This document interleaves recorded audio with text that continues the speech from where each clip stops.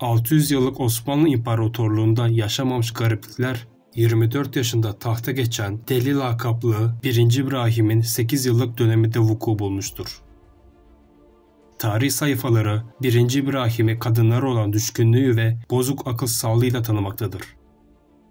Deli İbrahim'in absürt kararlarından dolayı saray ve harem giderleri oldukça artmış, bu masrafları karşılamak için halkın sırtına daha ağır vergi yükü bindirilmişti. Ramazan ayını fırsat bilen 1. İbrahim tarafından Sivas'a gönderilen hazine memuru, padişahın Ramazan harçlığı olarak Sivas'tan tam 30.000 akçe istediğini söyler. Zaten o sırada Anadolu'da yaşanan irili ufaklı isyanlar esnafın durumunu iyice zora sokmuştu bile. Bu emir üzerine Sivas valisi Varvar Ali Paşa, "Şu durumda Sivas'ın verebileceği tek bir akçe bile yok. Ne yapayım? Avrat mı satayım, eşkıyalık mı yapayım, esnaftan haraç mı toplayayım?" deyip memuru fırçaladıktan sonra geri yollar. Kara haber İstanbul'a tez ulaşır. Her gün baş ağrısından kafasını duvarlara vuran 1. İbrahim, bu duruma sinirlense de o sırada var olan daha büyük sorunlar olduğu için daha büyük sorunlarla ilgilenmeliydi. Deli İbrahim, Anadolu'da şiddetlenen Celali isyanlarını bastırmak için ordu komutanı İpşir Mustafa Paşa'yı görevlendirir. Apar topar hazırlanıp göreve giden İpşir Mustafa Paşa, bunun üzerine çocuklarının ve eşinin güvenli olarak gördüğü Sivas'a gönderilmesini emretti. Ordu ile isyancılar arasındaki meydan muharebesi çok zayiatlı şekilde devam ediyordu.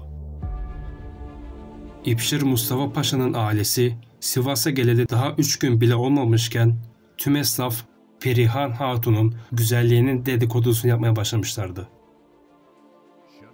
Bu dedikodular tüccarlar tarafından mı yayıldı bilinmez ama 2 ay sonra Perihan Hatun'un dillere destan güzelliği padişahın kulağına kadar gitmiş ve merakını cezbetmişti. Anlaşılan haremdeki 280 tane cariye 1. İbrahim'in tutkusuna yetmiyordu. Sultan 1. İbrahim isyanları bastırmak için görevlendirdiği İpşir Mustafa Paşa'nın eşi Perihan Hatun'u tüm gece boyu düşünmüş olacak ki güneş doğar doğmaz "Perihan denilen avrat tez buraya getirile" diye ferman yazdırır. Zaten Sultan 1. İbrahim'den pek haz etmeyen Sivas valisi Varvar Ali Paşa, fermanı okuduktan sonra bu duruma o kadar çok sinirlenmiş ki "Bire ben pezevenk miyim? Müslüman bir ademin nikahlı avradını elinden alıp padişah bile olsa başka bir herife nasıl verem?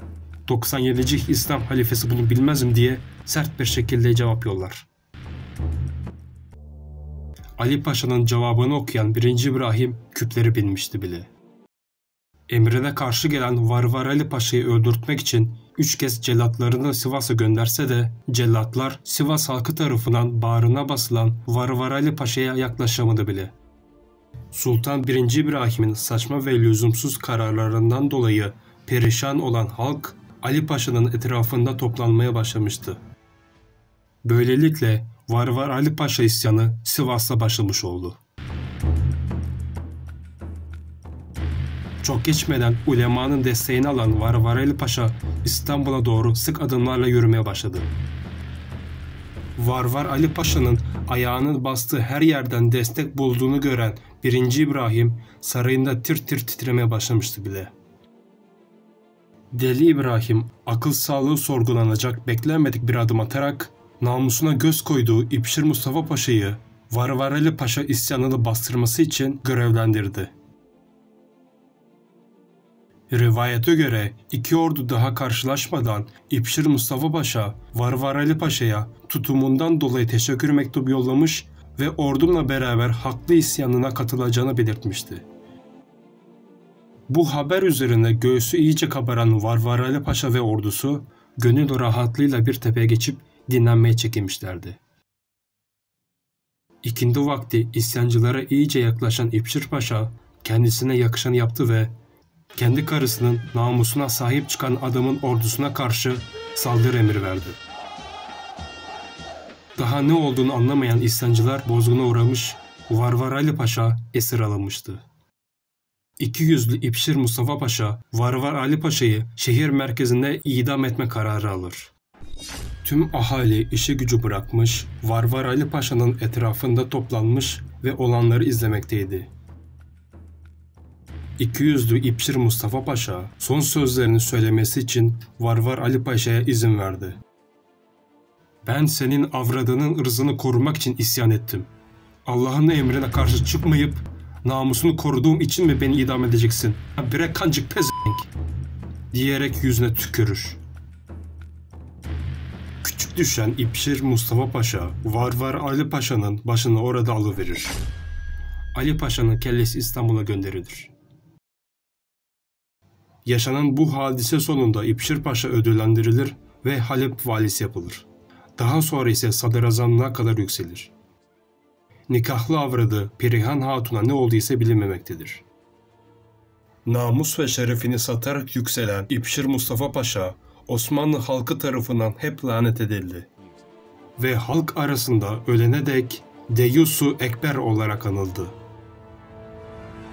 Bu olaydan 4 ay sonra artık canına tak eden halk ve sabrı taşan saray erkanı tarafından 1. İbrahim tahttan indirilerek idam edildi. Sadrazam İpşir Paşa ise görevini kötüye kullanma sebebiyle bu sefer kendi kellesini cellada emanet etmiştir. İçiniz serinledi mi dostlarım? Hiçbir Ademoğlu Allah'ın adaletinden kaçamaz.